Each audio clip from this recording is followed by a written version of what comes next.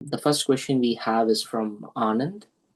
As a devotee of Ramana, I feel that self-abidance should be the default state and that other activities should be treated as digressions. In due course, what begins as sadhana naturally matures into sagaja. One practical form of self-abidance that seems accessible is abiding in isness, our own existence, which cannot be doubted. Living constantly in this sense of isness and engaging in mental activity only when required by work or family responsibilities seems to be a meaningful way of living the Ramana way. I would appreciate your thoughts on this. That's the first question. Okay. Anand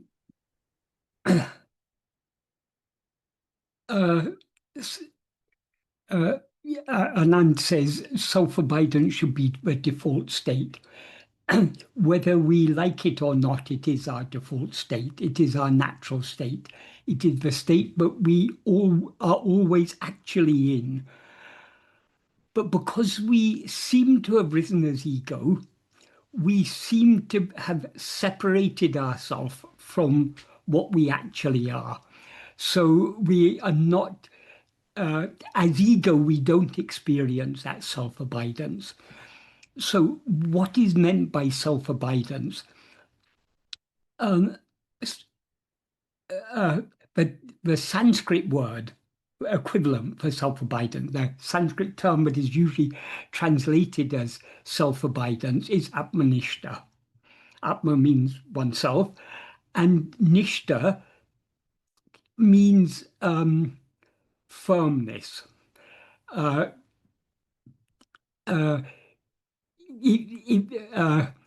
exact that is stha means standing.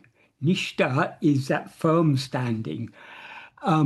So it means, in effect, it means being as we actually are, being without rising.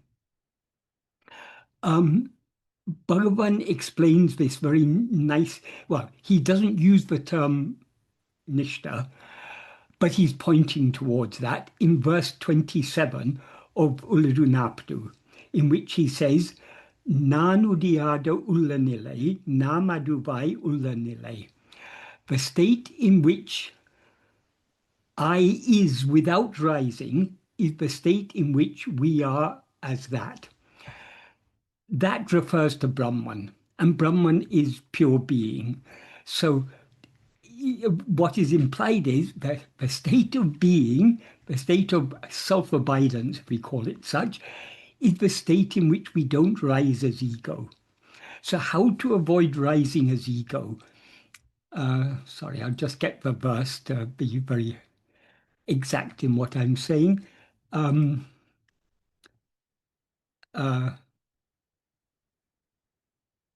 So as I say, he begins by saying, Nano diado ulanile, namadubai ulanile. Very literally, that means the I not rising being state is the we as that being state. So in other words, the state in which I is without rising is the state in which we are as that.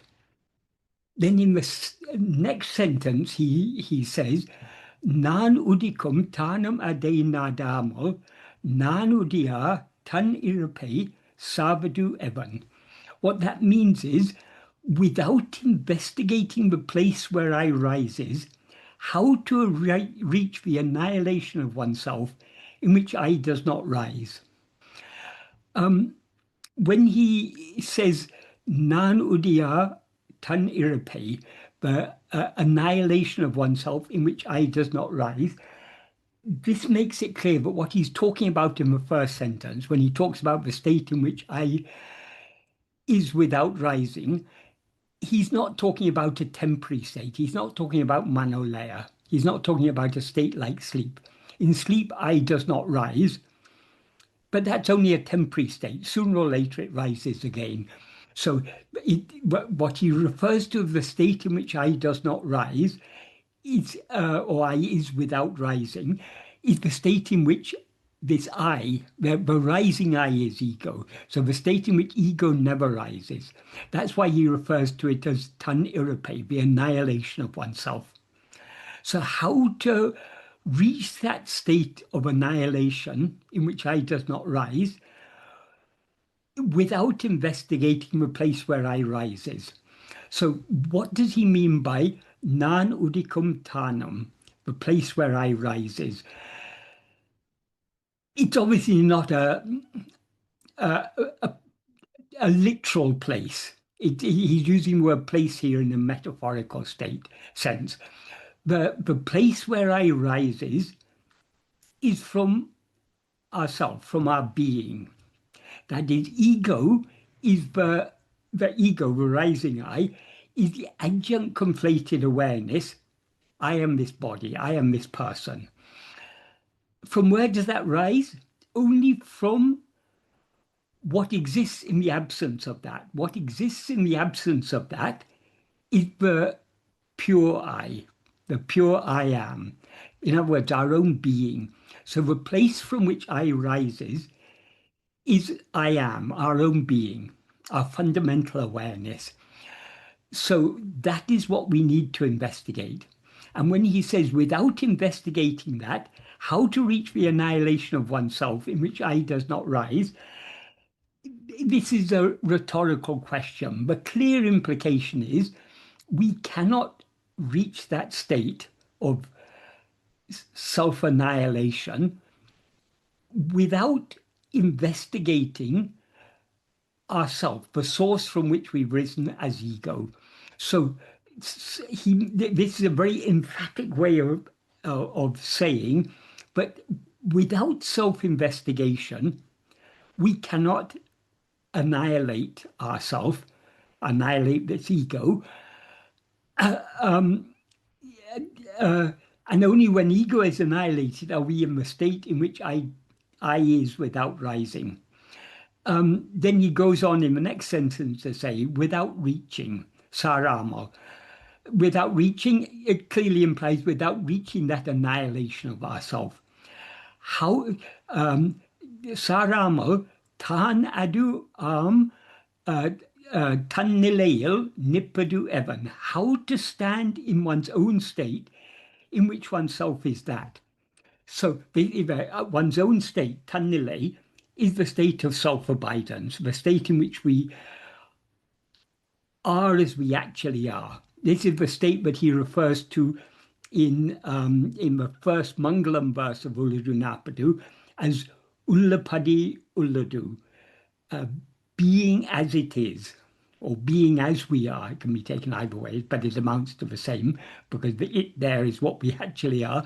So we need that is what he refers to here as tannile, the state of oneself, or the self state. And that self state is the state in which we are that. And the state in which we are that is the state in which we don't rise as I. So without reaching that annihilation of ourselves, how are we to be as we actually are, is the implication. So he's very clearly indicating here that the state of being as we are, which is what is sometimes referred to as self-abidance, of being firmly as we are, that is the state in which ego does not rise.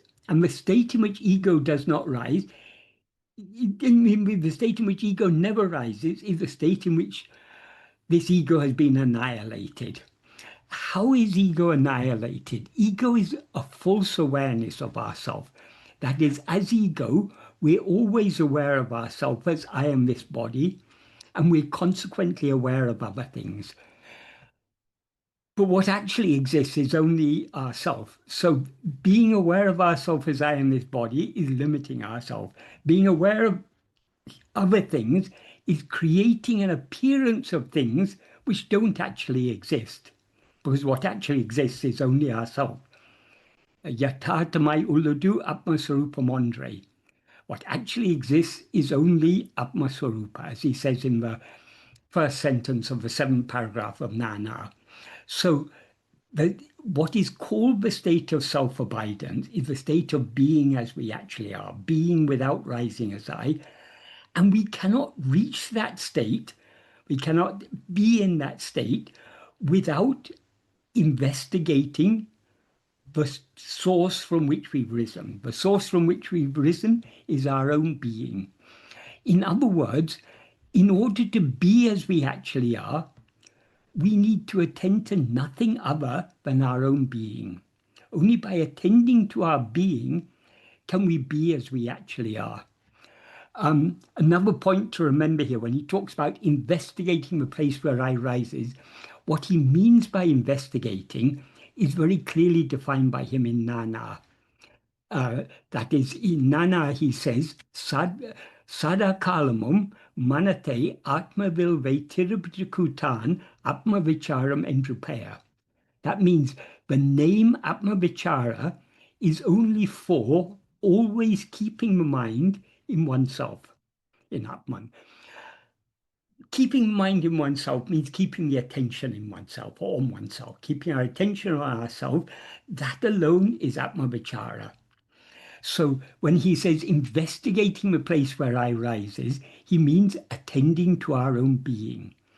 So by attending to our own being, we as ego subside back into our being and thereby remain as we actually are. That state of remaining as we actually are is the state of self-abidance or Atma-niṣṭhā.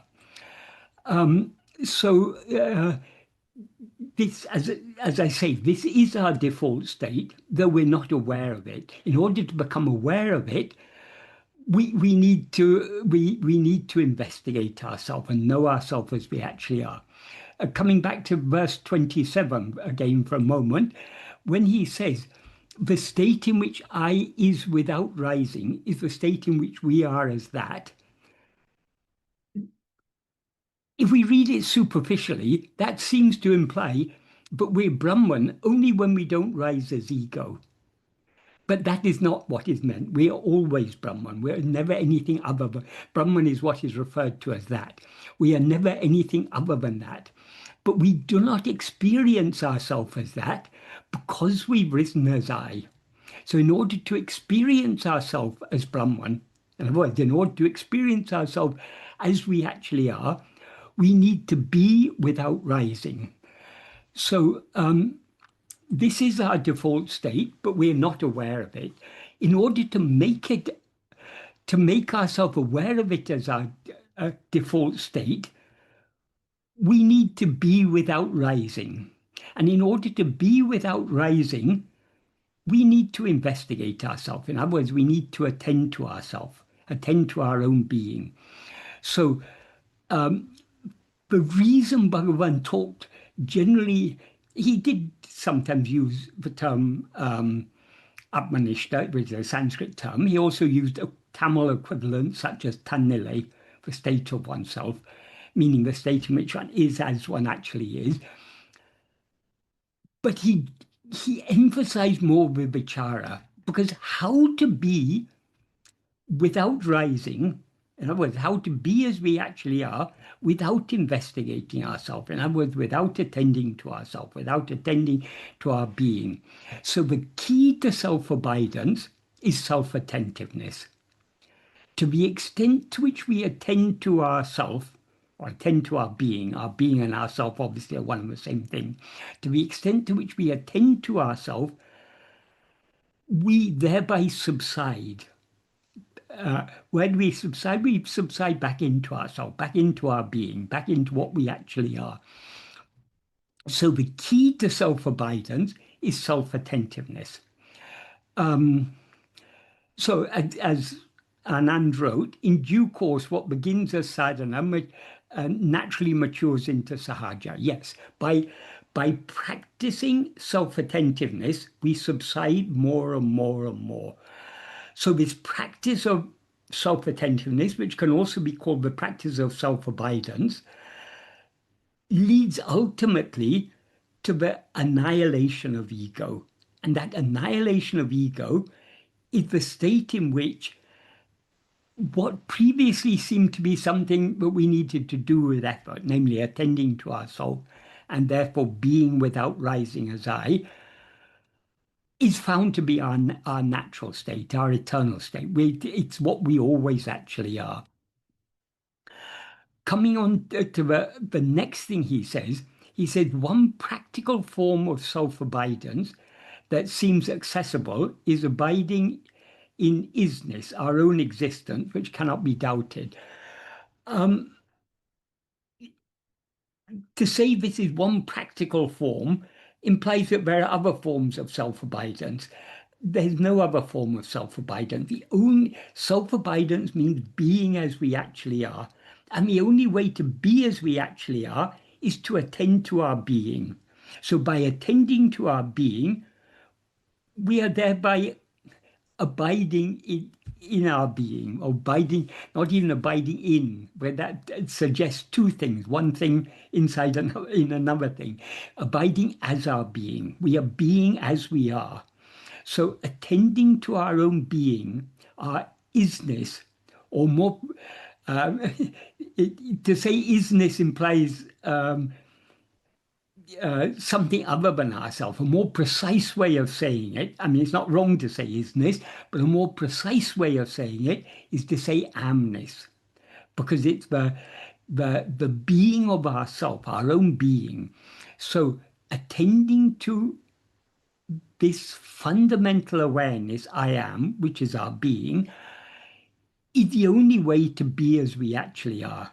So this is the only practical form. I mean, there's no, self-abidance is nothing but this, but keeping our attention firmly fixed on ourself. That firmness is what is implied by the word niṣṭhā. That is, self-abidance is a good term, but it doesn't fully capture the abidance doesn't fully capture the sense of niṣṭhā.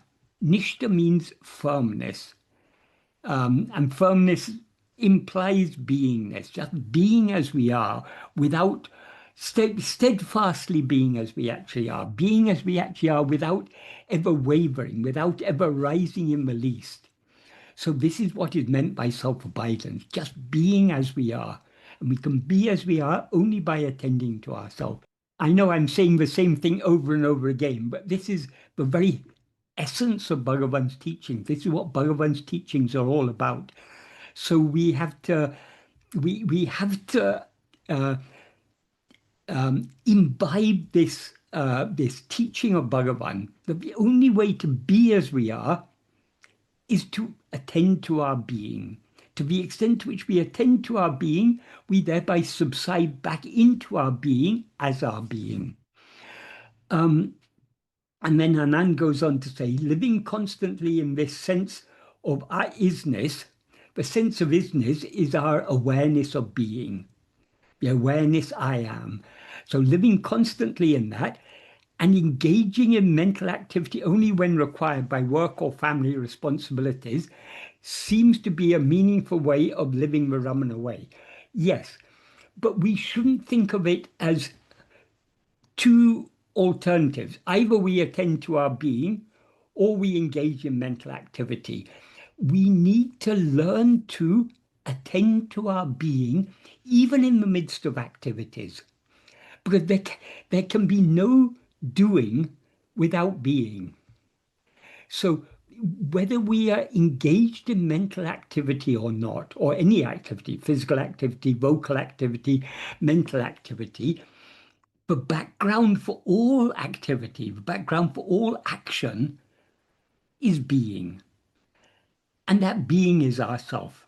So even in the midst of activities, we should be trying to hold on to that, that we should be trying to be self-attentive, holding on to our own being, being attentively self-aware. We're always self-aware. We're always aware I am, but we generally overlook it. We generally neglect it because we're more interested in attending to other things.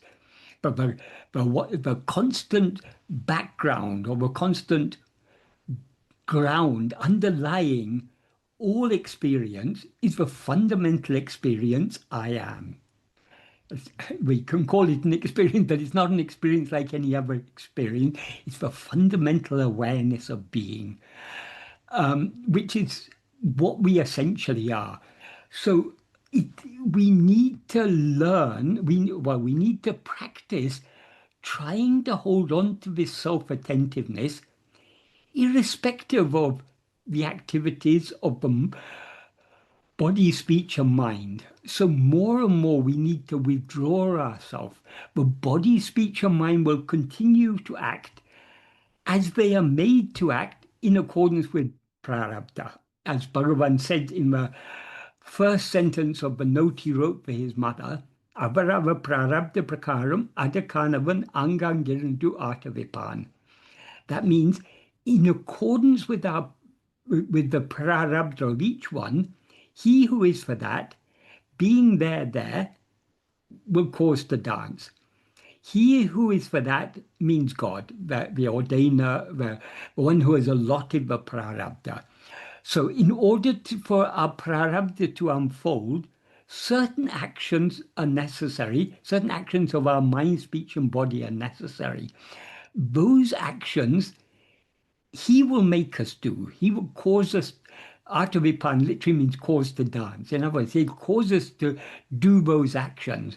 That doesn't mean all the actions we do are actions he's making us do, but whatever actions are necessary for the prarabdha to unfold, he will make us do those actions. That's what he implies when he says, in accordance with the prarabdha of each one.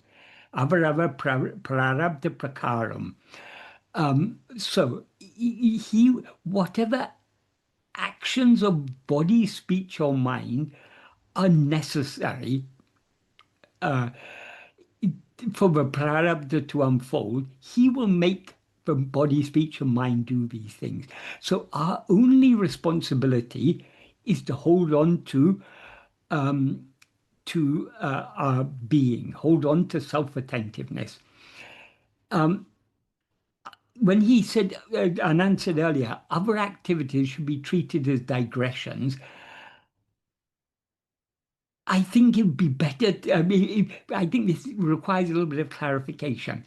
If we allow ourselves to get caught up in those other activities, in other words, if we allow our attention to be diverted away from our being towards whatever actions this mind, speech, and body are doing, or towards anything else, that is diverting our attention away from ourselves.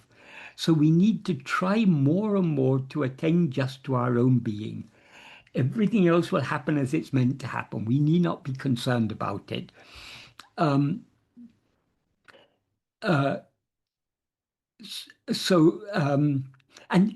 if we do anything that is not in accordance with prarabdha, that is, many things we do under the sway of our vasanas, under the sway of our will, those actions are not going to make any difference because what is destined to happen is going to happen.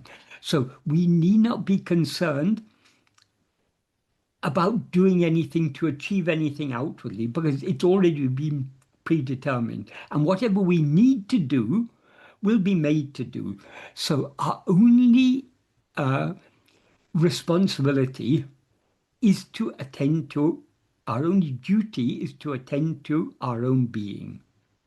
As Bhagavan, I think in talks or somewhere it's recorded, Bhagavan once, I think someone asked Bhagavan, isn't it our duty to be patriots or something? And Bhagavan said, your only duty is to be, not to be this or that. So being means being as we actually are, being without rising as I. That is our duty. That is following, that is living the Ramana way. That is following the path of Bhagavan. So, yes, I mean, we shouldn't take self-abidance. I'm aware some people take self-abidance as something other than self-investigation. It is not. That is, if we describe it in terms of self-investigation, self-attentiveness, we're describing the chit aspect. If we describe it as self-abidance, being ourself, we're describing the sat aspect. But sat and chit are not two different things, they're one and the same thing. So we can't be as we actually are without attending to our being. So it's not that self-abidance is some alternative to self-investigation. Self-abidance is what can be achieved only by self-investigation. That is, to the extent to which we attend to ourselves, we thereby subside back into our being and remain as our being. We, we are being as our being as we actually are. That is what is meant by self-abidance, and that cannot be achieved by any means other than self-attentiveness. I hope that was a clear answer. Does anyone have any questions on this?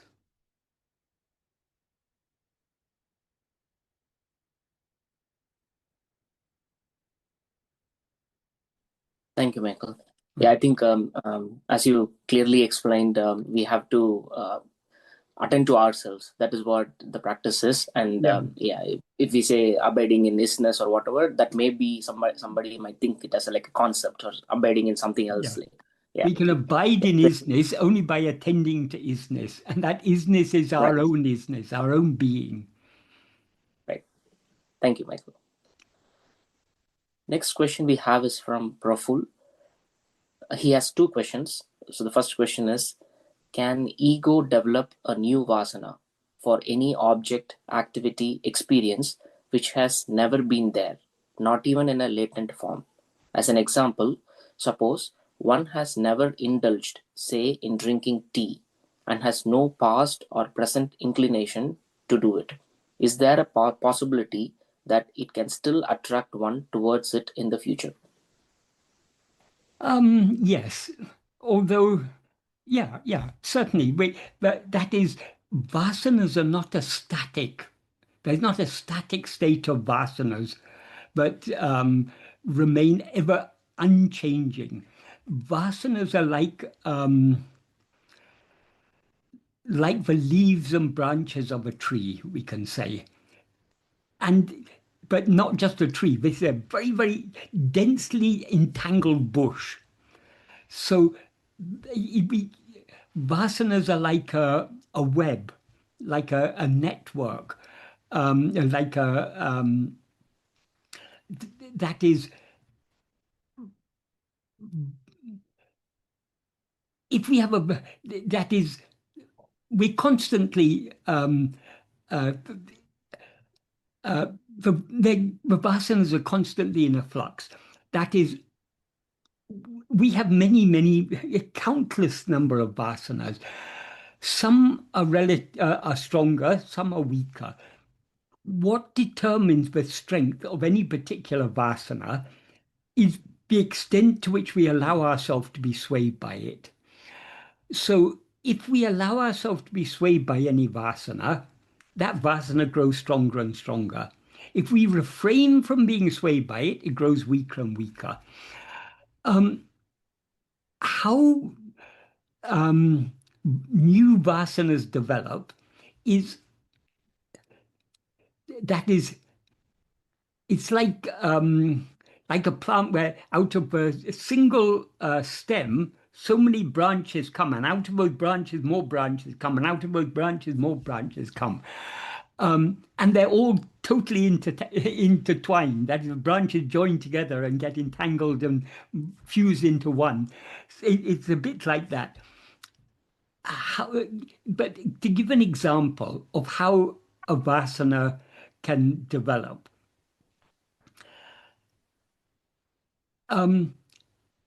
I don't have a particular skill in languages. Some people are just born with, they're natural linguists. They very easily learn new languages and develop skill in that. I don't have that.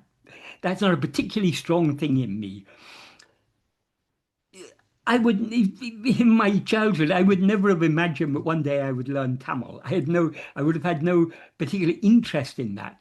But because I have a natural interest in that, I was naturally drawn to Bhagavan's teachings because I was looking for something that made sense of this life. And Bhagavan's teachings were the perfect fit for me. So as soon as I became aware of what Bhagavan's teachings actually are, or at least began to have an inkling of an understanding of what his teachings are, I was very strongly drawn to them. And because I have the good fortune of very early on meeting Sadhu Om, very soon after I came to Tirunelveli, I met Sadhu Om, and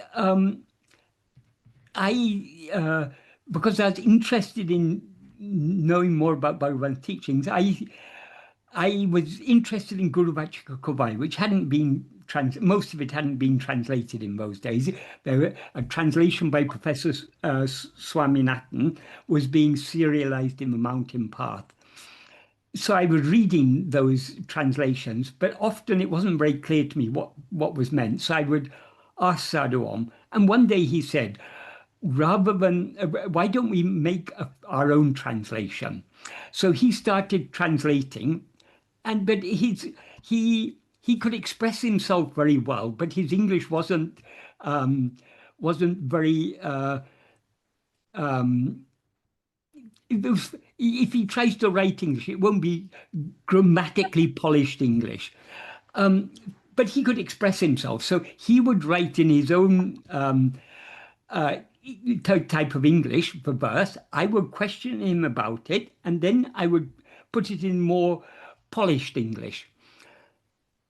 But in order to question him, I was interested in knowing what actually said there in the original. So through that contact with him, I gradually began to learn Tamil. And that as time went on, because of my interest in the subject, my interest in Bhagavan's teachings, my understanding of Tamil became deeper and deeper and deeper. Even now, I'm still learning. I'm by no means fully proficient in Tamil, but particularly the literary Tamil, the type of Tamil that Bhagavan has written, and particularly this subject matter, I'm able to understand pretty well that's why I'm able to do these translations. So I now have, out of my pre-existing inclination towards these sort of spiritual teaching, the teaching of the type that Bhagavan has given us, that inclination happened to give birth to another inclination, the inclination to understand Tamil more deeply. So this is just an example. In this way, that is, if we are interested in one subject, that will lead to interest in associated things. And this is how vasanas are constantly growing, developing, and so on and so forth. So, though Bhagavan says vasanas come from, he says in Nana, Tondru Totu Varukindra Vishaya Vasanegal. Tondru Totu means it's very difficult to translate it exactly, but it implies from time immemorial, from the very I mean, we can never trace back to where these vasanas come from. That doesn't mean that the vasanas we have now are exactly the vasanas we had many hundreds or thousands or lakhs or crores or whatever lifetimes ago. It means that the body of Vishaya vasanas is like a tree. A tree will be growing and it'll be dropping its leaves, and some branches will drop off and new branches will grow. It's like that. That is the plant itself, the body of Vishaya vasanas has been there from time immemorial, but that is constantly changing, that is growing and withering. Just like this, consider the human body, for example. It is said this body nothing in this body is what it was. None of the material that makes up this body is what was making up the body some years before. That is, the materials are constantly changing, but there's some type of continuity. The vasanas are a bit like that. They may be constantly mutating and changing form and everything, but it is the very nature of ego to have vasanas. The particular form of the vasanas may change over time. Ego remains the same. It's always the same ego, but its vasanas will change over time. They mutate and develop. That is, if we consider the spiritual path, for example, in the long distant past, all of us would have been um, uh, more selfish, um, more uh, unconcerned about others than we are now. That is, when the vasanas are very, very strong, the mind is said to be a very impure mind. The impure mind will be full of greed and jealousy and so many things. And these strong vasanas cloud the mind and make us into a bad person. By Bhagavan's grace, over course of many, many lifetimes, our mind is gradually purified. That is, the vasanas gradually lose their strength. So the vasanas we have now, if we're drawn to this spiritual path, we will naturally be we will naturally be inclined to be kinder, more considerate, more gentle, more humble. All these type of vasanas that we may have now, we didn't have these in the past. And the vasanas that we had in the past, the asubha vasanas, as Bhagavan describes them in Nana, the disagreeable vasanas, they, over time, by grace, they diminish. And the more subha vasanas, the more agreeable vasanas, get strengthened. This is just part of the whole process of maturing spiritually. So we don't have exactly the same vasanas. Things that we may have done 100,000 lifetimes ago, we wouldn't be inclined to do them now. And things we're inclined to do now, we wouldn't have been inclined to do then. So we shouldn't think of the vasanas as fixed. They're constantly mutating. Also, And they're Michael, becoming stronger or weaker, depending on how much we allow ourselves to be swayed by them. So how to apply this understanding to this understanding Bhagavan's path of self-investigation. The more we allow ourselves to be swayed by any vasana, the stronger that vasana becomes. So vasanas are of two types, as Bhagavan said, Vishaya vasanas and Sat vasanas. Vishaya means objects or phenomena. So there are numerous objects or phenomena, so there are numerous Vishaya vasanas. In fact, all the Vishayas are the sprouting of the Vishaya vasanas. So Vishaya vasanas are countless numbers, as Bhagavan said, they're rising countless numbers like ocean waves. They're constantly, all mental activity is nothing but a rising ceaseless rising of numerous Vishaya vasanas. Sat is one. So Sat Vasana is one. Sat means being. So Sat Vasana is the inclination to attend to our being and thereby to be as we actually are. So when we attend to anything other than ourselves, we are attending to those other things, those things other than ourselves are Vishayas. We're attending to those Vishayas under the sway of our Vishaya vasanas. When we attend to our own being, we're attending to our being under the sway of the Sat Vasana. So the more we attend to our being, the more we strengthen the Sat Vasana. And when we attend to our being, we're thereby refraining from attending to other things. So the Vishaya Vasanas get weakened. So this is the efficacy of self-investigation. And this is why constant practice is necessary. Because if we're not practicing this, as, as, Bhagavan sometimes said, if you don't do Atma-vichara, you'll be doing Loka-vichara. That means if we're not attending to ourselves, we'll be attending to the world. So we need to try more and more to attend to ourselves. This is how we cultivate the Satvasana, or nurture the Satvasana, and weaken the Vishaya Vasanas. Yes, sorry, Rati, you were about to say something.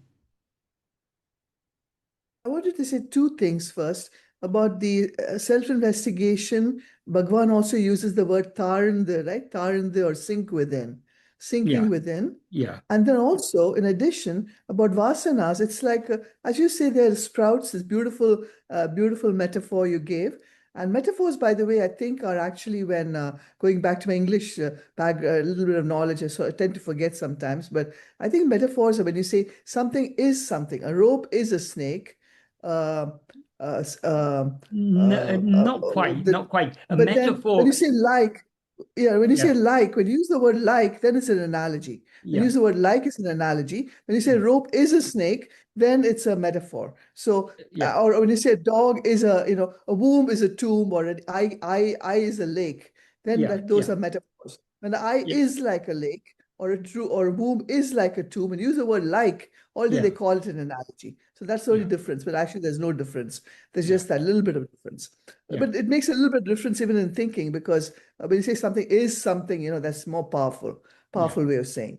So anyway, getting back to this thing about vasanas, it's like when you, I think when you never cared for ice cream, say you never even thought or cared about ice cream, or even thought about it or knew about it or anything. But then somebody somewhere gave you one ice cream, and then you had so much fun with that person, and that day you had such a wonderful time, and you enjoyed that person's company so much. Then after a little while, you want to go back to that same place and go get another ice cream and just experience that same thing again. yeah, You want to go back because you have a memory takes you back. So it's always memory that actually takes you back to vasanas. So in a way, the way to curtail vasanas is actually, in a way, also delete your memory. In some ways, you delete your memory.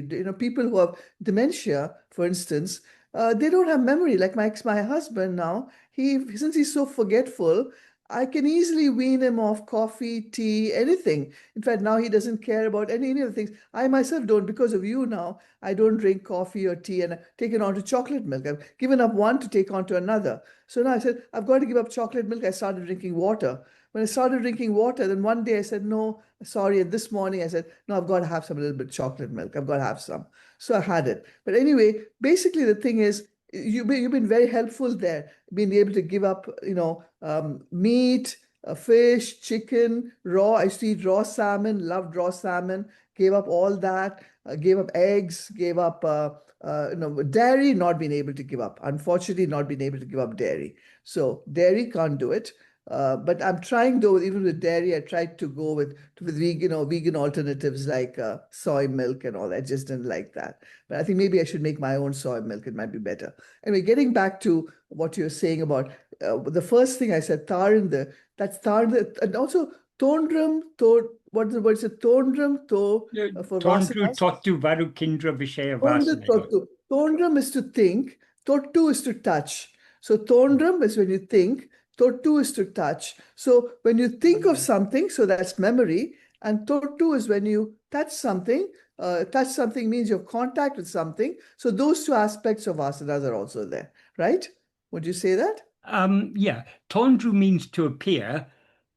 Oh, appear. Oh, Totu Tondru, means yes. to To touch. appear. Tondru Yes, totu. Tondru, But to appear. it's Tondru, Totu. we can't analyze the word and get the meaning. It's just a way of saying tondru totu means from the very beginning of time, from the very The beginning of any contact. appearance of any kind. Yes.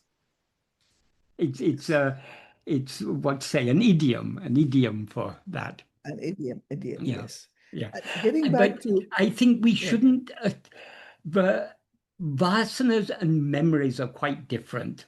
Vasanas uh, can exist independent of memories. So people often confuse, like chittam means the will, but people often translate chittam as memory mhm, because because the will consists of vasanas. Vasanas come from the past. Memories also come from the past, but the difference between memories and vasanas, memories are past impressions. We experience something in the past, we remember it. So it's an impression carried over from the past. Vasanas are not impressions. Vasanas are inclinations. nations. So memories, when this body dies, as a general rule, we forget everything. We don't. I mean, some people sometimes it can be observed children will remember certain things about past lives, but usually those memories fade away as the child grows older. But most children don't even remember that. So memories fade, but the vasanas remain. And at different times, different types of vasanas are uh, manifest. It's very difficult to say whether, to take the example you gave, ice cream. We may never have tasted ice cream before and therefore had no manifest inclination towards it. Once we taste it, then we seem to develop an inclination towards it. But that inclination may have already been there. It just so it hadn't the circumstances were not right for it to manifest. When the right circumstances came, it manifested. So but we are not here to analyze these vasanas. Is it an entirely new vasana, or is it a resumption of a vasana from a previous life? It's one thing is clear. Vasanas are connected. There's interconnections. There's associations. So, as I say, because I'm interested in Bhagavan's teaching, an associated thing, because Bhagavan expressed his teachings in Tamil, that has given me an interest in Tamil. This is how there are associations. So vasanas are linked, and vasanas give rise to other associated vasanas. But we're not here to analyze these vasanas. We are just here to understand vasanas are inclinations. Vishaya vasanas are inclinations to experience things other than ourselves, to seek happiness in things other than ourselves.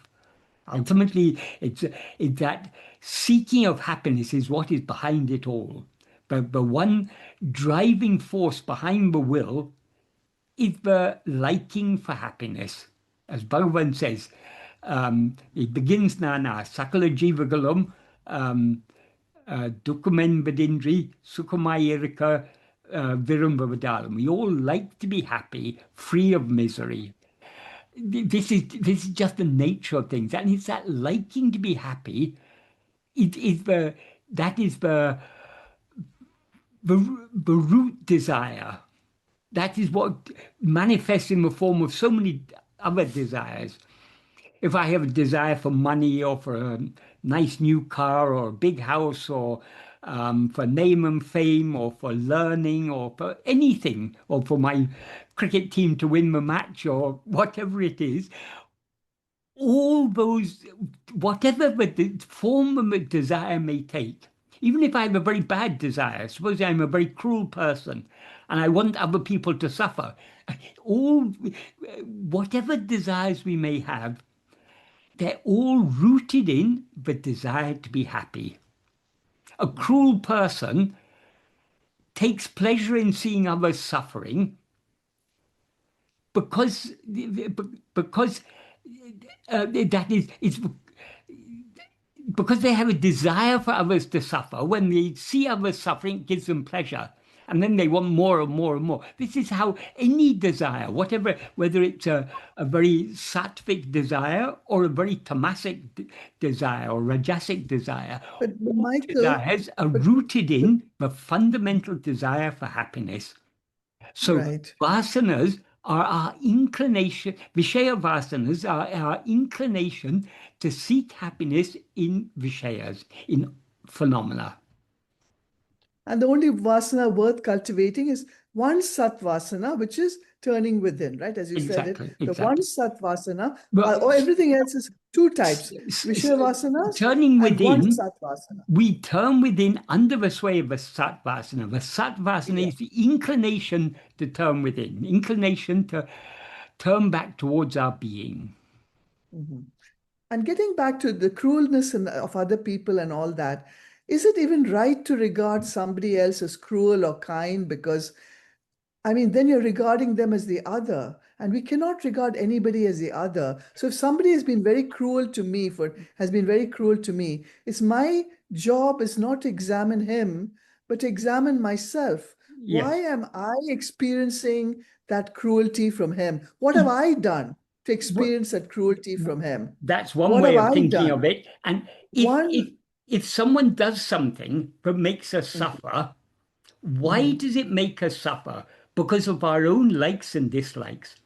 Bhagavan is very, very clear on this in the 19th paragraph of Nana. He begins by saying, there are not two minds, a good mind and a bad mind. Mind is only one. It's the vasanas that are of two kinds, subha and asubha. When the mind is under the sway of subha vasanas, we call it a good mind. When it's under the sway of the asubha vasanas, we call it a bad mind. However bad others may be, may appear to be, disliking them is not appropriate. mhm. Likes and dislikes are both to be disliked. So Yes. if a person seems to be a bad person, a cruel person, an unkind person, a heartless person, a greedy person, it's that it, essentially we are all the same satchit, same one Mm, satchit, but these different vasanas make us appear to give us different. Outwardly, we seem to have different personality, different persona, yes, but this is only yes, it's the vasanas that make us appear good or bad. So if we want to be a good person, we need to cultivate the good vasanas. But that is not our aim in the spiritual path. But we will naturally cultivate good, better vasanas as we progress in the spiritual path, because the first thing we will want to overcome is the more selfish vasanas. So we'll naturally, in the course of following any spiritual path, we naturally, if we're really following it sincerely, we'll naturally become kinder, humbler. Uh, our, our, our asubhavasanas will gradually be replaced by subhavasanas. But even the subhavasanas are still vishayavasanas. So we need to go beyond that to cultivate the sattvasana. is that what is meant by going above, beyond the gunas? Is Yes. that the same thing as Yeah, going beyond the gunas? the vasanas are shaped by the gunas. Mhm, We need to go beyond that. Uh, that is, we can say satvasana is it's the Suddha Sattva. It's the purest of pure sattvas. But Suddha Sattva is actually beyond the three gunas. mm.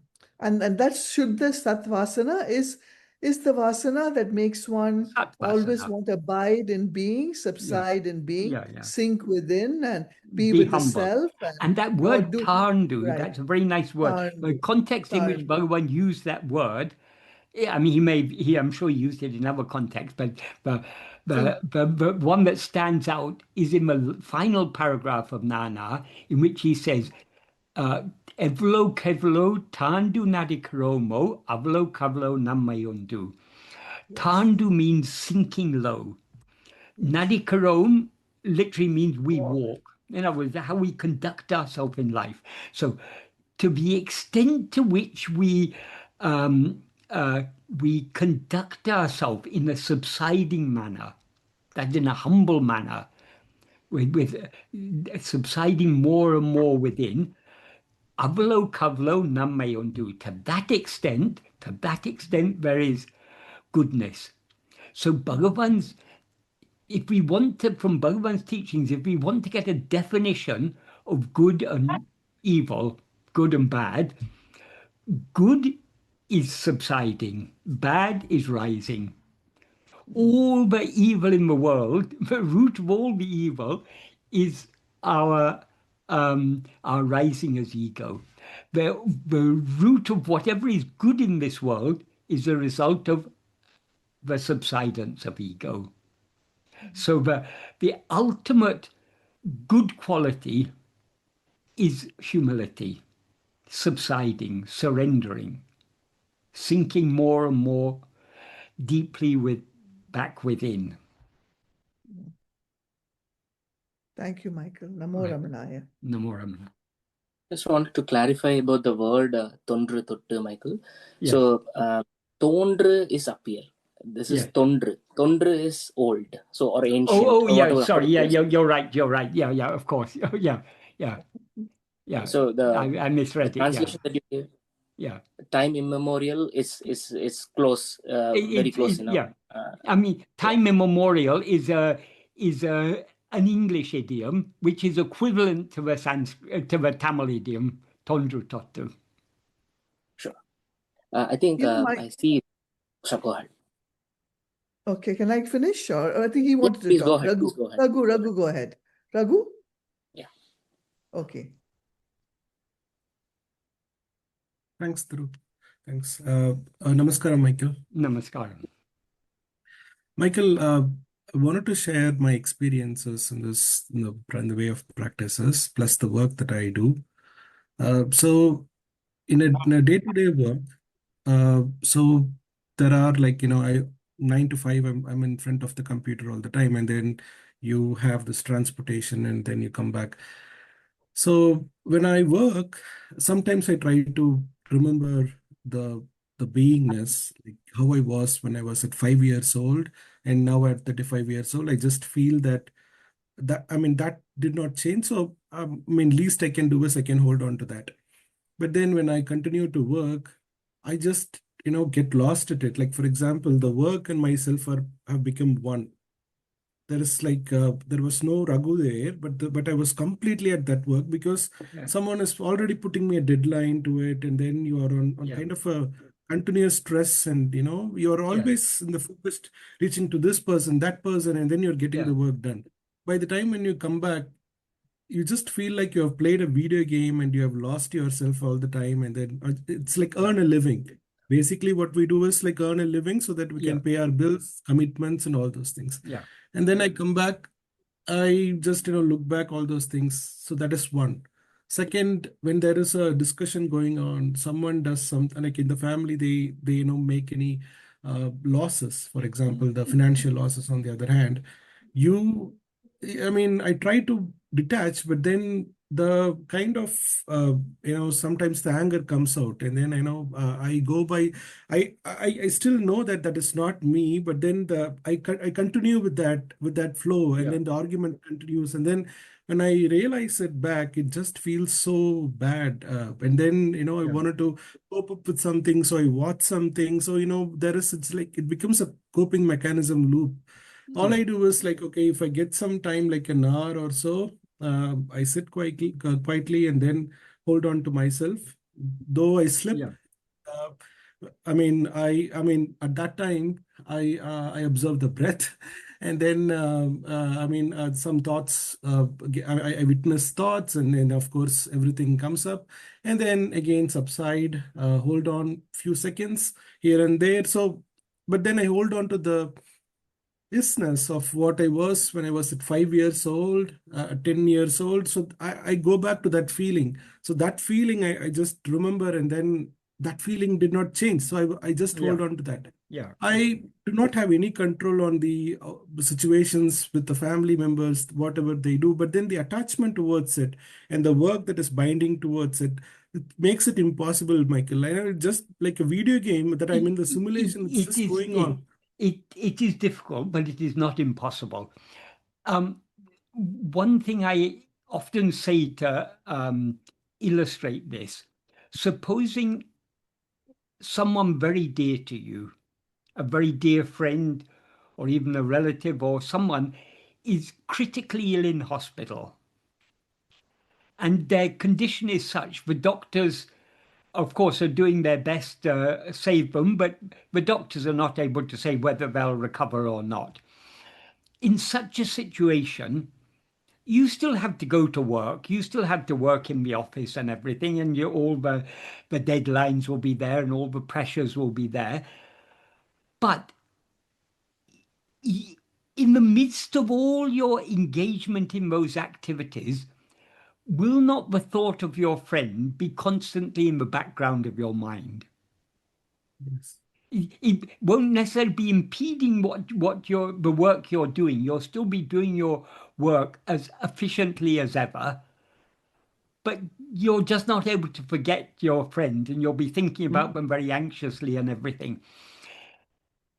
If we had as much concern to know what we actually are as we have for our beloved friend, we would be able to hold on to this self-attentiveness in the midst of all these activities. It's all ultimately a matter of interest or concern. Why we get caught up in all these activities, why we get carried away by these activities, is that we're more interested in them than we are in our own being. If we really had love to know what we actually are, we would be able to hold on to that self-attentiveness, at least to a certain extent, even in the midst of other activities. The fact that we so often get so carried away by other activities that we forget our own being shows the insufficiency, the inadequacy of our love to know what we actually are. So how can we cultivate that love to know what we actually are? Only by patient and persistent practice. So the more we practice this, the more we will naturally gain the ability to hold on to self-attentiveness, even in the midst of a great battlefield or something.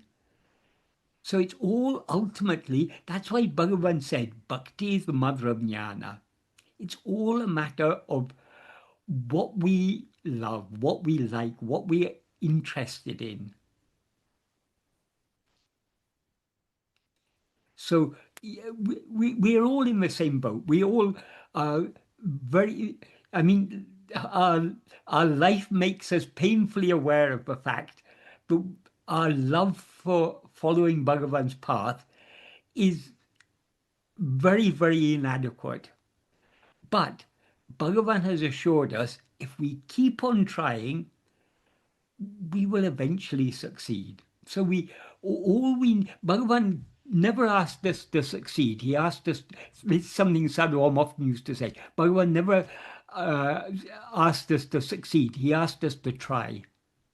And if we try, we may not succeed now, but sooner or later we will succeed.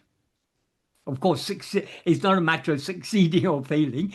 That every moment we're able to hold on to a self-attentiveness, that's a moment of success. Every moment where we lose hold on that is a moment of failure. But nobody has succeeded in any type of endeavor without any worthwhile endeavor takes, we have to take trouble for it. We have to make effort for it.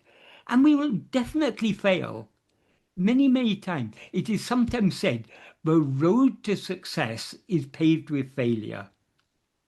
So we shouldn't fear failure.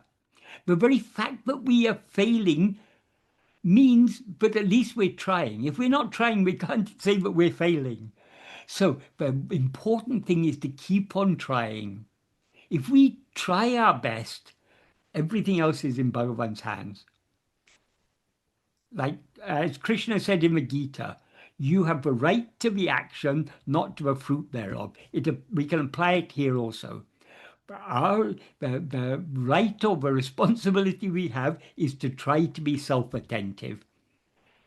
The outcome is in Bhagavan's hands, but Bhagavan has made it very, very clear. If we try sincerely to follow this path, by his grace, we will definitely succeed in the end. So the important thing is to keep on trying. Let's not be disheartened by our failure. Let us not lose heart. Let us just keep on trying with trust in the assurance of Bhagavan. But we cannot, in the long run, we cannot fail, provided we try. Michael, another thing I wanted to ask is, I mean, forget about the five koshas and all those things, but then the feeling of whatever I was when I was a kid to the point now, that feeling still remains the same. So I trace back to that. I just hold on like that and then further and bring that attention back inwards. And then there is a point where the breath just cuts off. I don't know, like I couldn't breathe anymore or something. It just makes it very like, I'm detached with the body, like it was just for a few seconds something, and then the fear of something comes up, and then I'm coming back to it, Yeah, and then I go to the kitchen and then come back, and yeah, it's again a slippery slope back to the yeah. square one. It's kind of a fear, like why this is coming, Michael, like when This I is natural. If the mind is focused on anything, it it affects the breathing. Most of the time we don't notice it because we're not paying close attention. But for example, it's a very common saying, "Oh, it took my breath away." If then some very shocking news comes, the breath, even if we don't notice it, the breath will stop. So in the case of this practice of self-attentiveness, to the extent to which we are focusing our attention on ourselves, the the activity of the mind subsides and the activity of the breath will therefore subside along with it. So long as we don't notice it, it's fine. So long as our attention is fixed firmly on ourselves, we won't notice that the breathing has stopped. But as soon as we notice the breathing has stopped, that means our attention has already come out, and once it yeah. starts again. Bhagavan says in Uludu Napadu, Peichu Muchu Adiki Kondu, restraining the speech and breath. But as Sadhu Om explained, that means it is by let's see, I'll get which verse is it? Yeah, in verse 28, he says, Erumumahande erumidite, the rising place of the rising ego. That is the place from which the rising ego rises. Neril virunda porul kana vendi muruhal pole, like sinking, wanting to see something that has fallen in water.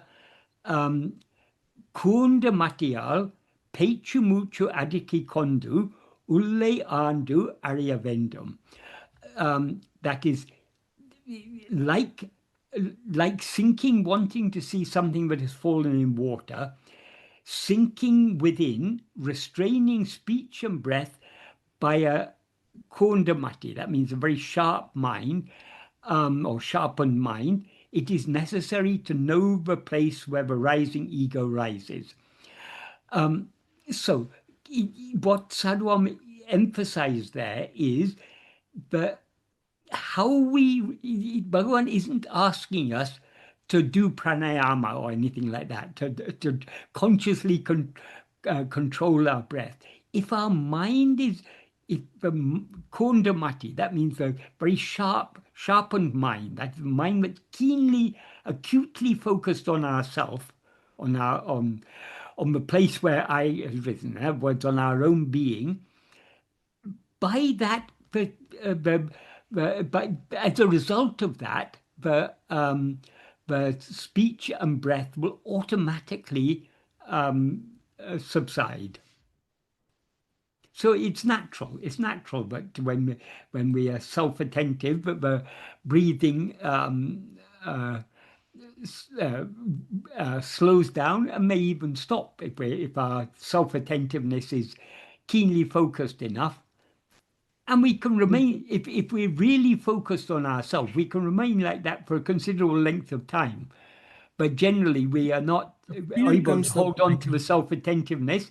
And as soon as our attention comes out, we are aware, oh, I wasn't breathing. We notice it only afterwards. We don't notice it while we're actually attending to ourselves.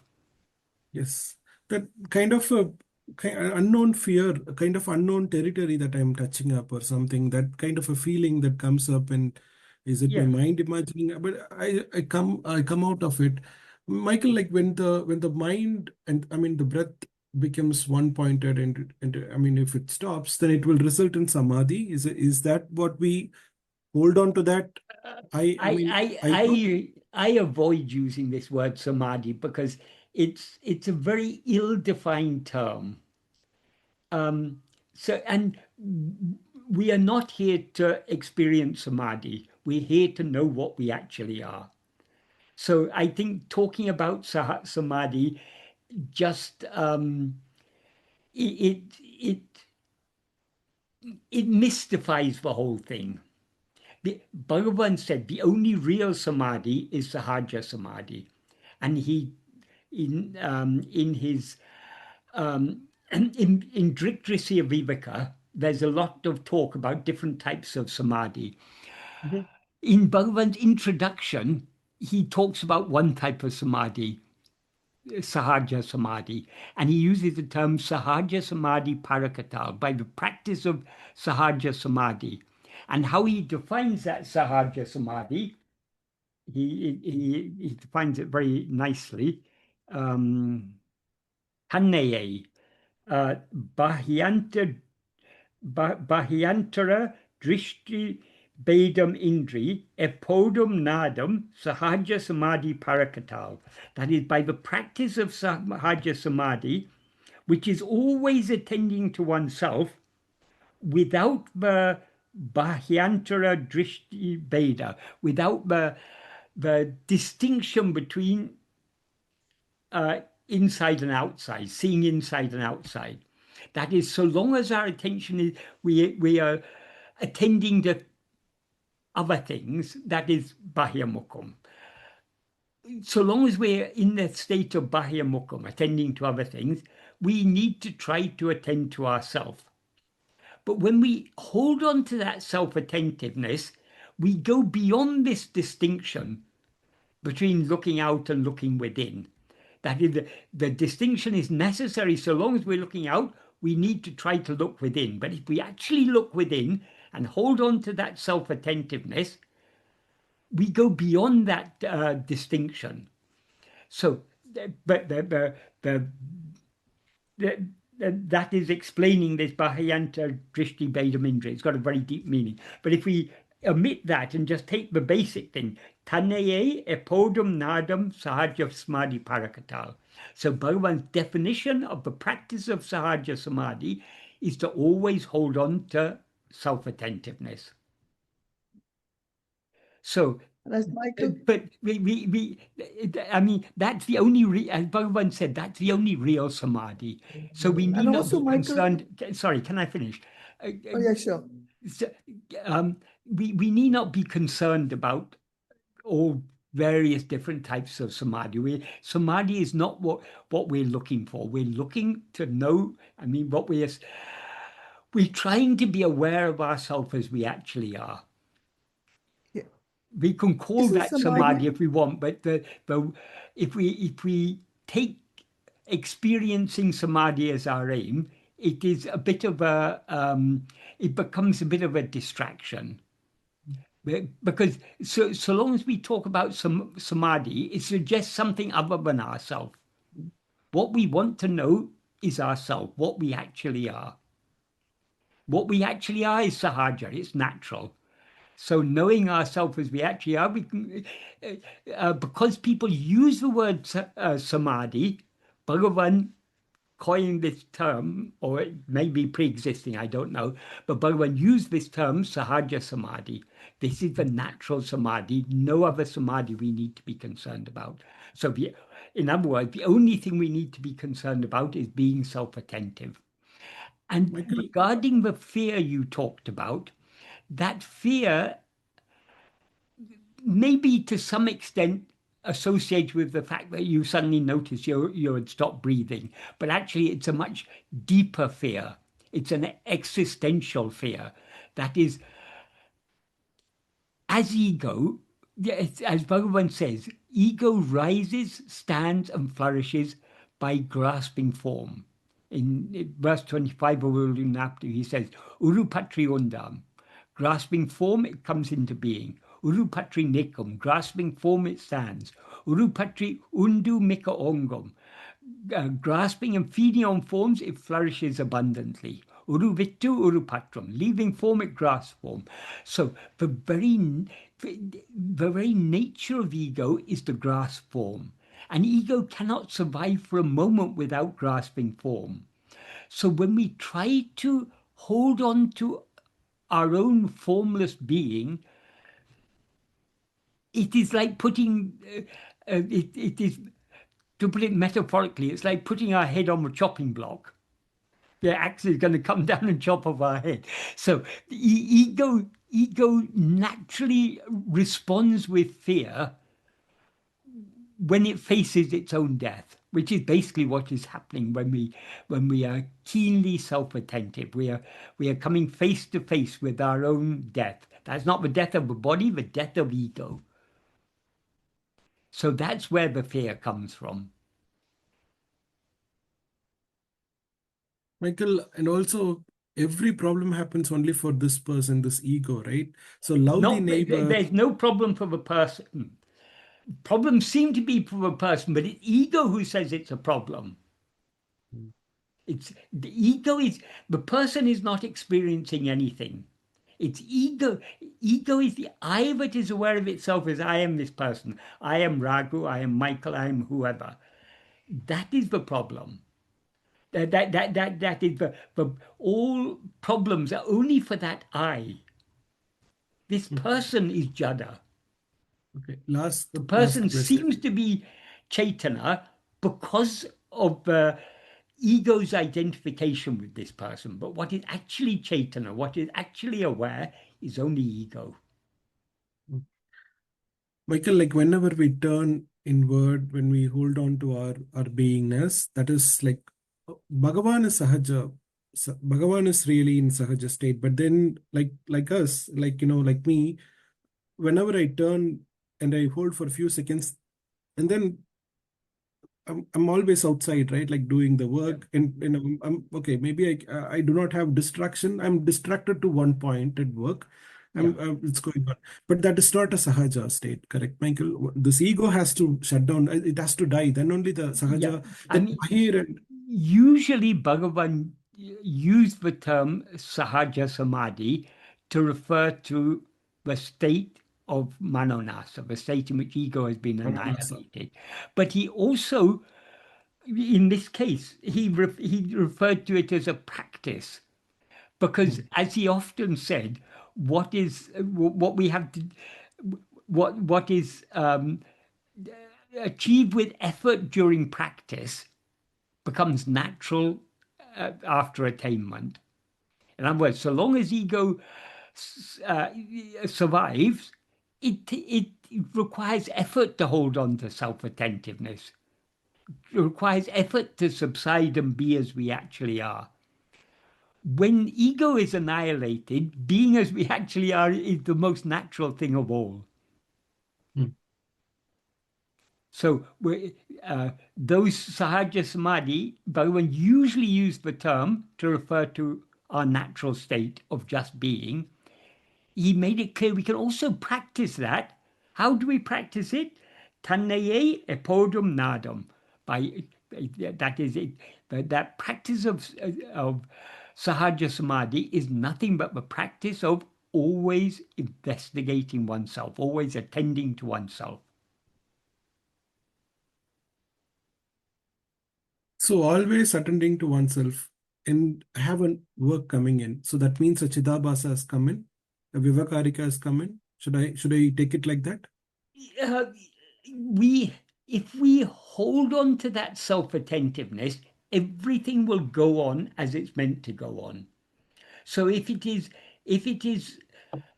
part of the prarabdha that you have a job, and that to do that job you have to attend to so many papers and everything, your body, speech, and mind will be made by Bhagavan to do those things in accordance with prarabdha.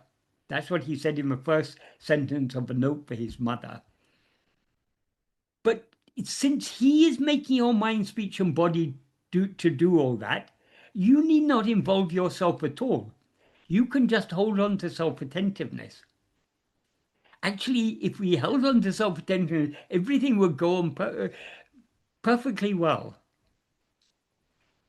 But because of our strong kartrutva buddhi, our strong sense of doership, I have to do it. I have to attend to this work. That's how it seems to be because of our lack of vichara. The more we practice vichara, the clearer it will become to us that all these things are happening, that there's another power that is driving all these things. We don't have to attend to anything. As Bhagavan says in the 13th paragraph of Nana, however much burden we place on God, he will bear all of it. So doing the work and everything, leave that burden in, let him take care of that. Our only concern should be attending to ourselves. If we attend to ourselves, we thereby subside and the work will go on perfectly. Because it's being driven by a power other than this petty ego. That power is actually what we actually are, but because so long as we experience ourselves as ego, it seems to be something other than ourselves. So our That only automod. concern should be attending to ourselves. But that requires Thank you. great love and patient and persistent practice.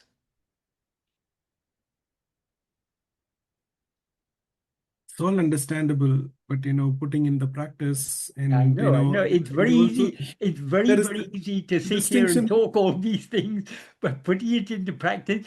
But it's not just difficult for you, it's difficult for all of us. Because we all, Mm. so long as we have strong Vishaya vasanas, this will seem to be an impossible task we've set ourselves. But Bhagavan has said it is possible. All we need to do is patiently and persistently try to be self-attentive as much as possible. That's all we can do. And that's all we need do. He will take care of everything else. Michael, if we do something, there is a passion involved in it, right? Like the Rajasic Guna, the passionate, you're involved in it. Being a Jada and keeping yourself distinct from it, and then letting the body and mind to haven't experienced anything like it goes by a remote control or something. I never experienced it, Michael. Yeah, yeah. Well, that's why more and more practice is necessary. Not just for you, for all of us. Thank you. But we Thanks. need to understand Bhagavan's teaching very clearly. We need to understand and be convinced by what he taught us, that all these, that is, that first sentence of a note he wrote to his mother is such an important sentence. In accordance with the prarabdha of each one, he who is for that, being there will cause the dance. Being there means, superficially we can take it to mean being in every place, but in a deeper sense, being in the heart of each one of us. So he will make our mind, speech, and body do whatever they're meant to do.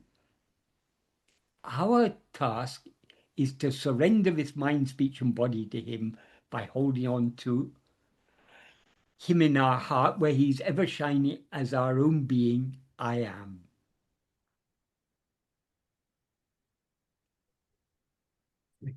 Namaskar. Anyone have any other follow-up questions on this? If not, I'll go on to the next one. Okay. So the next question from Praful is, go ahead. I just want to quickly finish with Michael. When you said samadhi, it's also referred to as sameness, equilibrium, maintaining a balance or equilibrium or sameness. And that sameness is that self-attention which keeps your state of being in sameness or equilibrium, right? Yes, I mean, there are many ways in which samadhi is explained. One way in which it's explained is samadhi is samadhi. Actually, the actual word is samadhi, but we can explain it in terms. It's probably not the exact etymology, but we can understand it as the state of samadhi. Sama means equilibrium, balance, and di means the buddhi, the intellect, the mind. So the state in which the mind's in a state of equilibrium. But when is the mind ever in a state of equilibrium? The true equilibrium is when we hold on to our being. Yes. Because yes, that's all. In order to be in equilibrium, we need to hold on to the center. What is the center? The center is the heart, that fundamental awareness I am, which is our being. So to the extent to which we hold on to that, the mind will be in a state of equilibrium. Yes. Thank you. So Thank this you, is the Michael. real, that's why Bhagavan said the only real samadhi is sahaja samadhi. He's not denying there are Kevala, Nirvikalpa samadhi and all these different types of samadhi, but none of these are real. But what is real is only being as we actually are. Sameness, the balance. Yeah. Like holding a balance, when they hold these Yeah, but old-fashioned balances. it's even beyond that, because if you've got more than one thing, you need to balance them. If you've got Yes. more than one thing, you need equilibrium, you need harmony, all these things. Yes. But the So it's whole point going of beyond Bhagavan duality. practice is to recognize that there's ekam eva advaitam, one only without a second. In that state of one only without a second, where's any question of harmony or balance or anything? Because when there's only one, there's no scope for any disharmony, no scope for any Yes. imbalance. So we need to go beyond all the dyads, the dvandvas, the pairs of opposites, harmony, disharmony, balance, imbalance, all these things. We need to go beyond these. And the place where we can go beyond these is by subsiding back into our own being. Yes. Yes. Thank you. Thank you, Michael. Sorry I interrupted you. I mean, No, I feel very bad. I interrupted you. I shouldn't interrupt you because no problem. gems come from your mouth, Michael. I mean, I hate to say anything interrupting because we need to wait till you finish because there's so many gems are coming out of your mouth, and I just hate to say just go and butt in. If it seems that the gems, if they're really gems, they're not coming from my mouth, they're coming from Bhagavan. I'm just incidental, unimportant. You're very humble, Michael. You're very humble. I wish I was. I wish I was. Even that. You are. You're very humble. I am very humble. I am very proud about my humility. So yeah, so long as there's an I, we can't claim to be humble. The true state of humility is the state in which that I does not rise. But you're humble. I don't know anybody more humble than you, honestly. I don't know Well, anybody. I don't know anyone more humble than you. I only really don't know anybody. Bhagavan is humility itself. So if at all we show any sign of humility, it is entirely his grace. Yes. Yes, Teru, shall we continue? Yes, yes. So we have one more question from Praful. It's kind of a follow up to the Vasanas Yeah. question. If new Vasanas cannot germinate, since they are described as beginningless at various places in literature related to Bhagavan, for example, in Guruvasha Kovai, verse 460, then isn't the ego dreaming this dream life based on a broad outline already present as these unreal and beginningless Vasanas? The fact that vasanas as a whole are beginningless doesn't mean that they cannot germinate. A very ancient tree can still be producing new leaves and twigs and blossoms and fruits and things. So that it's the tree of vasanas as a whole that is beginningless, not the individual vasanas. So this tree is constantly sprouting new leaves and branches. So we shouldn't take it that it's wrong to infer from what Bhagavan said that new vasanas cannot germinate. They do, they do. And also, I think the word anadi in Sanskrit is beginningless. In Tamil, there is also a meaning that anadi kalam means ancient time. Yeah, yeah, So, yeah, yeah, yeah. so what we discussed earlier, like time immemorial or Yeah, yeah, old yeah, or yeah, yeah, ancient. yeah, yeah. Anything else, Michael, or can I go ahead with the next I think question? we can go on because I think that part that was already answered in a sense in the earlier. Yes. The next question is from Sanjay. In one of your recent sessions, you mentioned something to the effect that if we worship any form of God with love, the full power of God works through that form. Could you kindly elaborate on this? Yes, that is when we are worshipping any form of God, any Vigraha or Arunachal, I mean, God in the form of Arunachal or God in the form of a Shivalinga or in the form of a Vigraha of Rama or Krishna or Durga or Narasimha or whatever it is. So many different names and forms are there.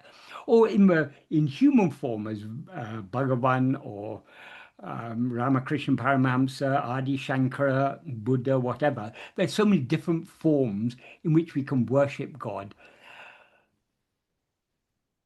Though the form is very limited, what we are worshipping in that form is God, who is the infinite whole. So the reason we worship the infinite God in a finite form is that our minds are finite. We cannot know the infinite so long as we experience ourselves as finite. In order to know the infinite, we need to be the infinite. In other words, we need to experience ourselves as the infinite being that we actually are. So long as we rise as ego, we cannot know God as He actually is, because what God actually is what we actually are. And, so long as we rise as ego, we're knowing ourselves as something other than what we actually are. So we, as ego, we experience ourselves as finite. We can only conceive finite things. Yes, in most languages, there's a word that means infinite. We we can get a vague idea of what we mean by infinite, but we can never actually conceive what is infinite because everything we know is limited. Every thought is a limitation. So the thought of the infinite is a finite thought of something that is infinite. We really don't know the infinite. the only way to know the infinite is to be the infinite. So because of our limitations, we can only worship God as something limited. So long as we take God to be something other than ourselves, we worship him in some form, whether the form of Arunachal or the form of Bhagavan or whatever the form may be. But we shouldn't think that because that form is limited, that only a limited part of God's power can come through that form. That would be a misunderstanding. God, that is, in verse 28 of Upadeshundya, Bhagavan says, if one knows what the real nature of oneself is, then Anadi, Ananta, Akanda, Satchidananda. That is, he describes Satchidananda, which is what God actually is and what we actually are. He describes that as Anadi. It's beginningless. It is Ananta. Ananta means not just endless, it means limitless. So in other words, infinite. And he also describes it as Akanda. Akanda means unbroken, undivided. So the one infinite whole has no parts. It cannot be divided up into parts. So if we say only a part of God's power will one part will manifest through the Vigraha of Krishna, another part will manifest through the Vigraha of Ganapati, another part will manifest through this form or that form, then we are in our mind we are dividing the indivisible into small parts. So there's no such thing as a part of God. He is partless. So if his power manifests through any vigraha, it can only be his entire power. Another thing that is, people often say the soul is the spark of divinity within the heart of each one of us, or words to that effect. A spark is a small part of a big fire, a small spark comes out. In order to point people towards the fact that the divine is ever present in our heart, to describe the soul or the I or the awareness or whatever as a spark of divinity, that is pointing us in the right direction, but it is not an adequate description, because it's not just a part of God that exists in our heart. God doesn't have parts. He's the infinite whole. He cannot be divided. So, but the whole of God, that paripurna vastu, is what is shining in our heart as our own being. That infinite, Krishna says in the Gita, I am Atma in the heart of all living beings. Bhagavan says, Ariyati Tarajivara Dahavari Jagohail, Arivairami Paramatman Arunachala Ramanan. Arunachala Ramana is the Paramatma, but blissfully exists as awareness in the cave of the heart lotus of all living beings. He doesn't say a little bit of Arunachala Ramana exists in each one. Krishna doesn't say a little bit of him exists as the Atma in each one. No, the whole of him is the Atma in each one of us. We need to understand it like that. Is that clear? Yes, so my question was regarding the full power works through that form. Full power working through that form. That is not very clear. Yeah, well, how does the power work? The power doesn't actually do anything. It just by being as it is, that is the power. God and his power are not two different things. And God is infinite being. So that is the power of infinite being. So when we talk about, Bhagavan talks about Adi Varugiriyena, Varudaru Mamma, Adi Sayam Idan Sail, Ari Varidakam. He refers to sail means, literally it means doing. The action, the doing. So he says the action of Arunachala cannot be understood by anyone. But what is the action of Arunachala? It does everything without, as Bhagavan often said, God does everything without doing anything, just by being as he is. That's why he says in the 15th paragraph of Nana that all the Panchakritiyas, creation, sustenance, dissolution, veiling, and grace, the 5 divine functions, they all happen isan sanidana visesha matratal, by the mere special nature of the presence of God. So by his just being as he is, everything happens as it's meant to happen. Because of the limitations of language, and not just the limitations of language, because the limitation of our finite mind to grasp the infinite, it is expressed in ways that are graspable by us. So it talks about the action of grace. That is when Bhagavan says it's sale, it's doing, he's talking about aral sale, the action of grace. But the action of grace is not doing but being. But by just being as it is, it makes everything happen as it's meant to happen. So when I say that power works through that vigraha, it's because our minds cannot conceive it in any other way. So, can we say that when we worship a vigraha, it should be with that bhava, that this is the paripurna Brahman, that bhava should be there, that it's a whole, it's representing the whole. If that bhava isn't there, we've completely missed the point. Yes. If someone worships a vigraha of Krishna and thinks a little bit of Krishna is there in the bhava, in that idol, they haven't understood Krishna. There are no little bits of Krishna. He doesn't admit of parts. He's the infinite whole. Yes. So to invoke that power, we have to have that bhava, that what we are worshiping is the complete whole. It's the infinite Satchidananda in that form. Exactly. And only we can invoke that power. Exactly. We have to have that bhava is very, very important. Yes. That's what that's the key. That's the key. Otherwise, if you don't have the bhava, that vigraha is just a stone or a piece of marble or a piece of granite or whatever, or a piece of bronze.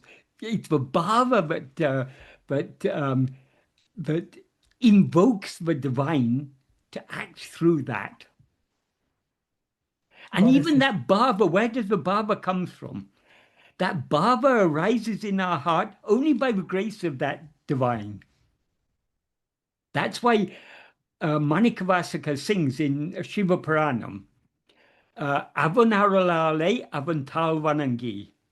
Only by his grace, Avantal Vanangi means worshipping his feet or bowing to his feet or subsiding before his feet. That is possible only by his grace. So there is a concept of prana pratishtha. Yes. How does it work? Is it the same, something connected here? It's the same thing. It's the bhava. It's the bhava. that is, that bhava is very, very real. We shouldn't just think, oh, it's just a bhava. That is, for doing prana pratishtha. For those who don't understand, prana pratishtha means when an idol is made, it's made out of stone or brass or whatever, and there's a ritual to be gone through. The eyes of the vigraha have to be opened. There's a ritual for opening the eyes. And the whole thing is called prana pratishtha. That is bringing the life into that, transforming that lifeless piece of stone or brass, making it into a living God. There's a ritual for that. But that ritual is necessary in order to invoke that bhava in the heart of devotees. But so many people have their own personal idols that they worship. People have idols at home. People people buy an idol in a shop and they worship it. They don't go through all these. It's not necessary to go through all the rituals of prana pratishtha because they are. The bhava is the real prana pratishtha. But in temples, it's all done in a ritual way. So they call it prana pratishtha, and then you feel there's something special there. But ultimately, it all comes down to the bhava. Got it, sir. For someone who doesn't see God in a particular vigraha, it is just a stone. These people are, what are they doing? They're just worshipping a piece of stone or whatever. It's meaningless for someone who doesn't have that bhava. But for someone who has the bhava, it is 100% real. And that bhava is not an ordinary thing. As I said, to truly have that bhava can come only from God. It's only by grace that we get that bhava. So when I used to go to the local Ramana shrine, I used to feel certain extra peace and power there, some Yeah. extra power there. So like, what was that? Was it real or was it my imagination or something? That in that shrine, in the local Bangalore shrine, Yeah. I'm not going there now. These things, they're more than just our imagination. I remember once I was 2 days after Deepam, Arunacheshwara, the Utsavamurti, goes around the hill. And what happens is that evening, because there are two Arunacheshwara temples. There's the main Arunacheshwara temple in the town, and in Adi Annamalai, there's another Arunacheshwara temple. So the Utsavamurti, for those who don't understand, Utsavamurti means the festival form. So there's a certain form in the temple. There'll be a brass figure that is taken out for processions. It's the same God in the temple, but in a different form of the same God. So the Utsavamurti from Adi Annamalai, the evening before, it goes round and comes to the main temple. It spends the night in the main temple, and the next morning, the Utsavamurti from the main temple and the Adi Annamalai Utsavamurti go together. They come round the hill.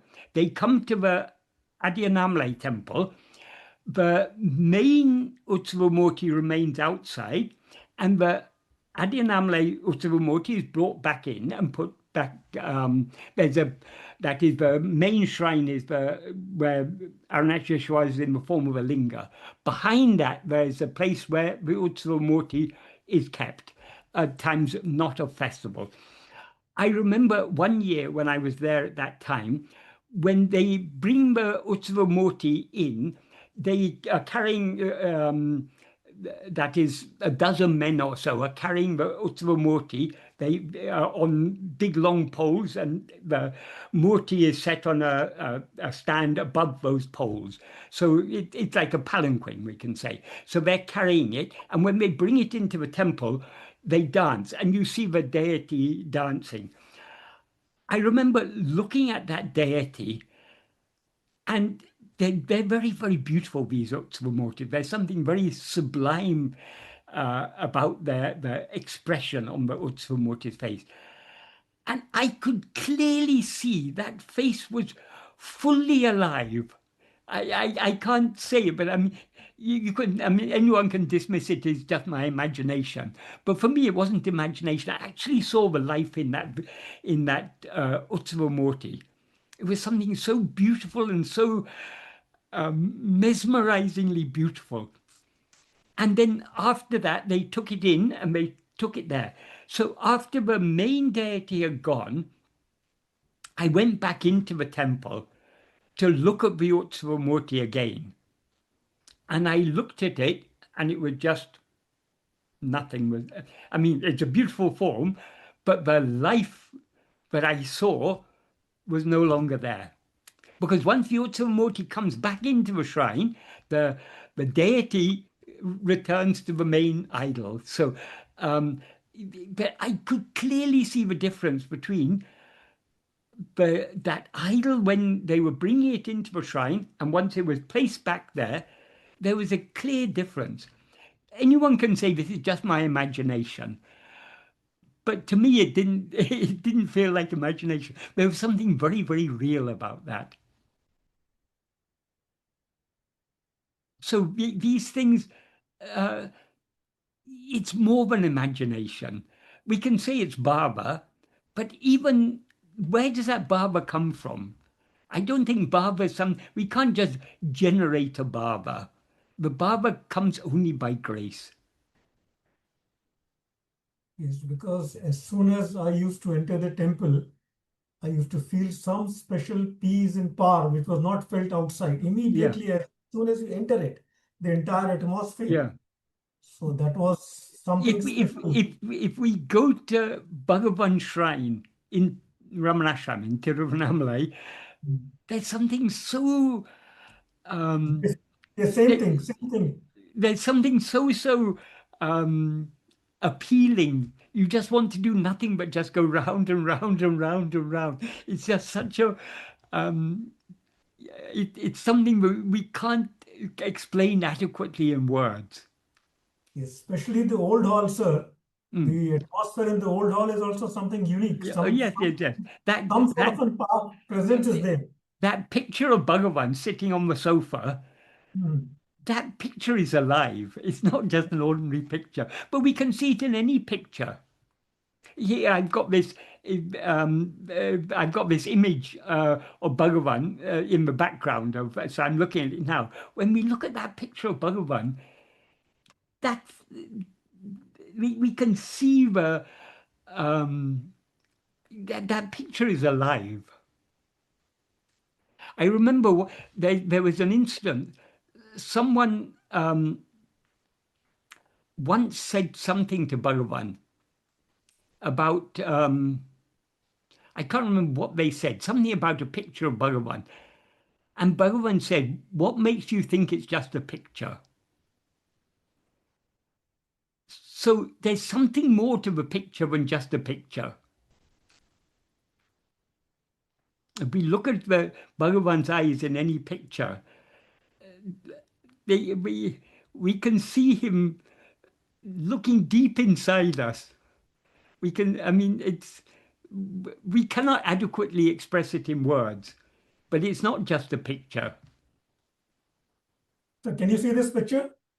Yes, This yes, picture?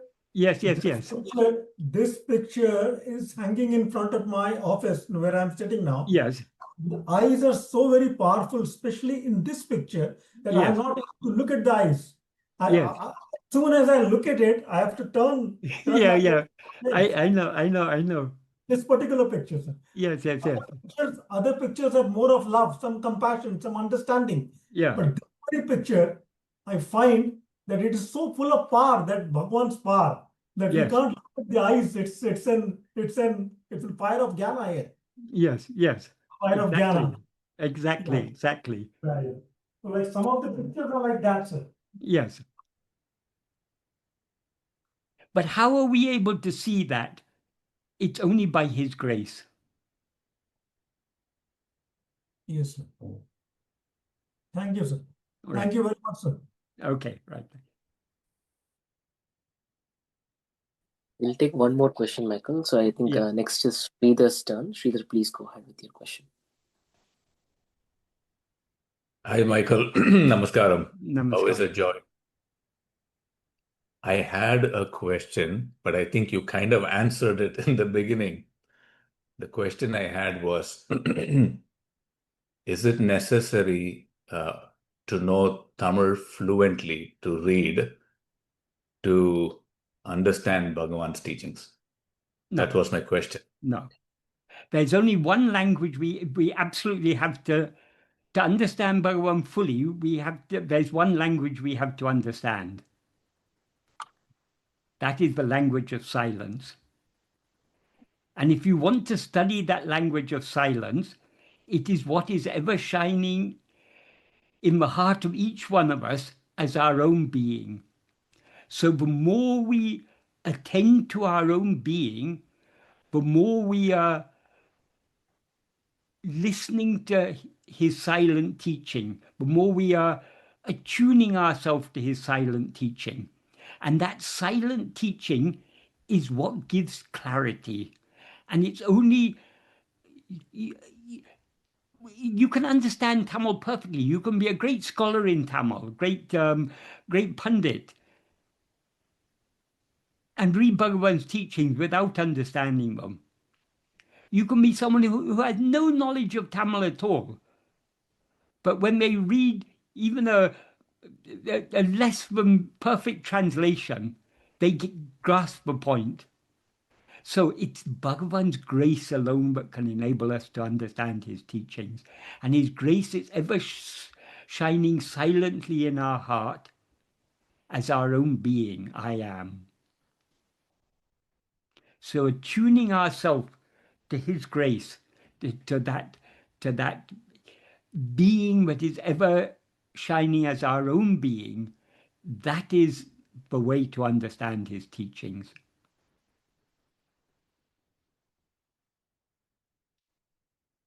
But of course, because we are,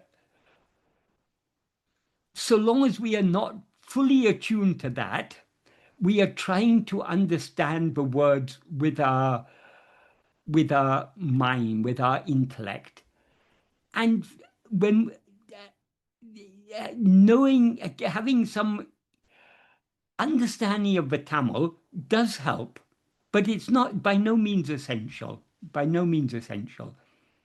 If Bhagavan wants us to understand in that way, he'll give us that knowledge of Tamil. If he doesn't give us that knowledge of Tamil, he will. Bhagavan is infinite whole. If he wants us to, I mean, once we're ready to understand, he will make us understand in his own way. So I think I consider it a great blessing to know Tamil to the extent to which I do. But it's certainly not essential.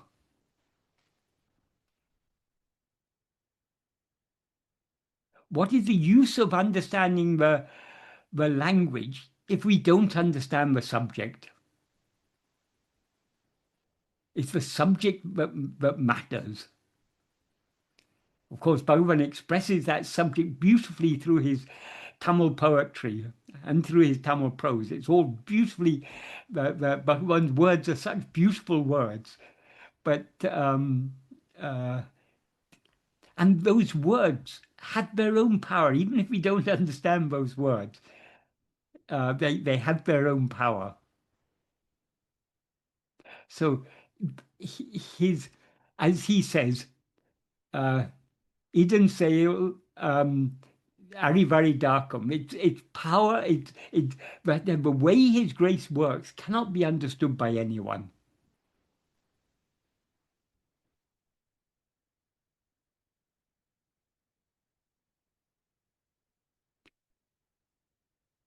Michael, can I ask a quick question back on Baba? Yes. So this is such a important part of the whole teaching, Ananya Baba. With when you have a entity in form, you're still focusing on the formless within yourself. So it does kind of almost become a tug of war. You mentioned there has to be the bhava, right? There has to be that one-pointedness of devotion. So could you just, because it's almost the final frontier. Okay. And thank you so much. Love you so much. Thank you.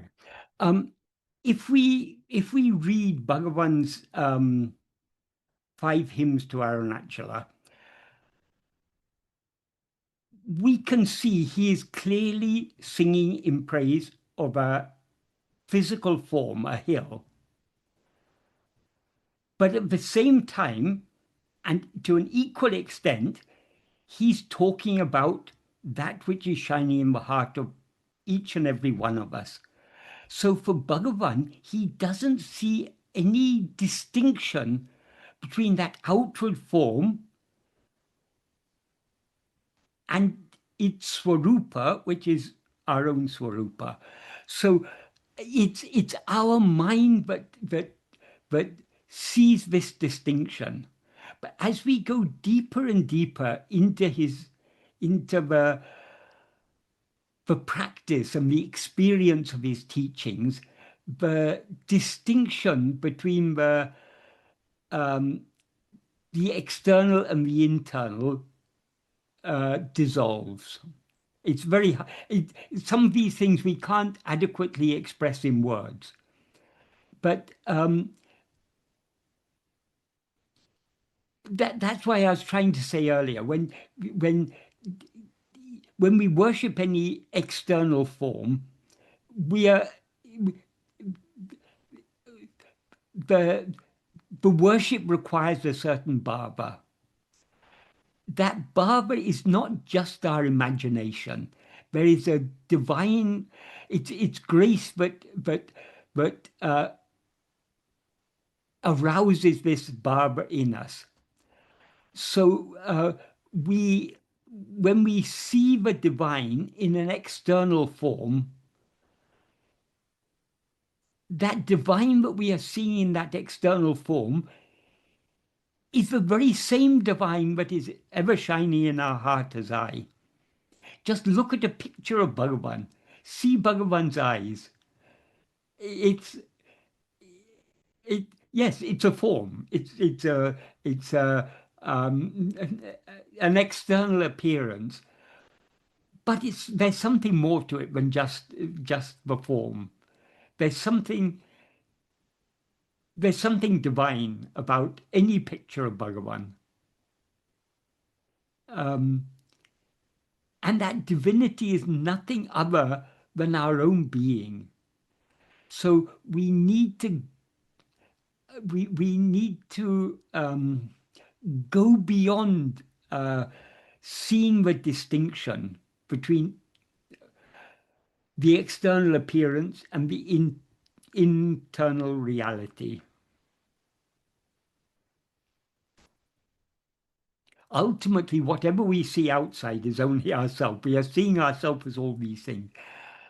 And what our self actually is that is what Bhagavan is. Our own Swarupa is Ramana Swarupa.